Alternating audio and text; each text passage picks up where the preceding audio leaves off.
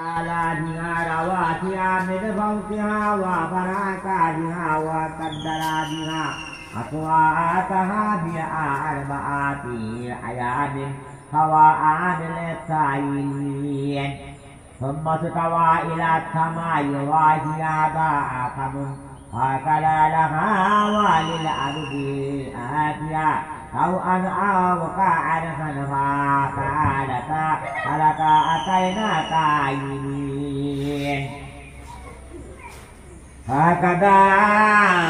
كنا سبع سماوات في يومين وأوحى في كل سماء أمرها وزينت السماء الدنيا بما تابيها واجبا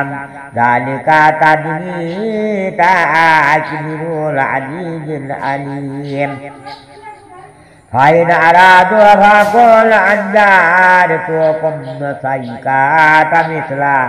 سيكات عاد وثمود إذ جاءتهم الرسل من بين أيديهم ومن خلفهم ألا تعبدوا إلا الله قالوا لو شاء ربنا لأنزل ملائكة فإنا بما أرسلتم به كافرون أما عاد فاستكبروا في الأرض بغير الحق وقالوا من أشد منا قوة أولم يروا أن الله الذي خلقكم هو أشد منكم قوة وكانوا بآياتنا يجحدون فأرسلنا عليهم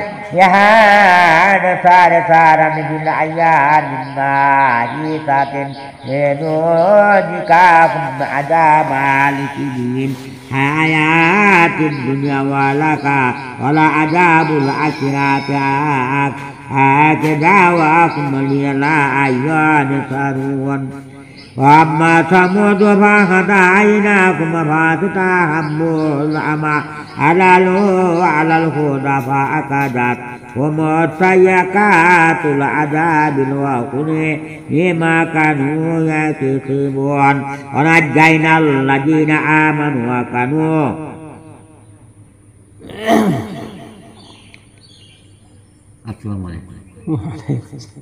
কোরআন তো মনোযোগ দিয়ে শুনতেছি এখন তো কোরআন তো কোনো বাড়িতে হয় না এই জন্য একটু কি গজব আইছে হ্যাঁ কোরআন তো মানুষ নাই আঙ্গি এলাকায় যারা খোলা সুরজ যায় ওদের পরে আর কেউ আছে কিনা আমার আমি আপনার আব্বা ধন আমার নমস্কার একটু আমি ওই কোরআন সব আয়া পড়ছি আয়া পাঁচ দেখ আগে আমি না রান্না পট করে এখন তো দিই নেই 2 মিনিট দাঁড়ায় রয়েছে কিন্তু আমি তো লক্ষ্য করিনি তাই না পড়ার দিন লক্ষ্য দিই তো এত লক্ষ্য করিনি আপনার আব্বা ও পাশে আয় না আমার কোরআন সব পড়া হচ্ছে শুনে ফট করে একদিন একটা দৌড়ে বইতে বলে আচ্ছা বাবা কত তোমার এটি কী করলো